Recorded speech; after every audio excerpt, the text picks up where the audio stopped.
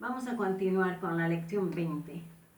Aymara, fácil para todos. Aymara, fácil para todos.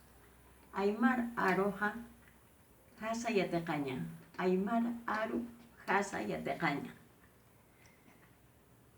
Lección 20. Repaso con las 5 vocales. Repaso con las 5 vocales. Aymar aruna pesca kelkaru kutjatañani. Aymara aruna pesca kelkaru kutjatañani. Las 5 vocales. A, E, I, O, U. Pesca kelka. Pesca kelka. Singular.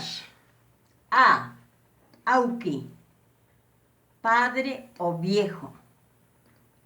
A, auki, padre o viejo. Plural, aukinaka, padres o viejos. Plural, aukinaka, padres o viejos. E, eka, medida de longitud. E, eka, medida de longitud.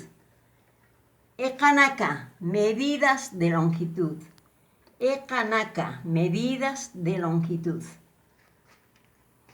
I, irpa.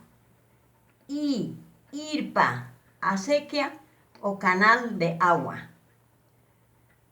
I, irpa, acequia o canal de agua. Irpanaka, canales de agua. Irpanaka, canales de agua. O, orco, animal macho. O, orco, animal macho. Orconaka, animales machos. Orconaka, animales machos. U, uru, día.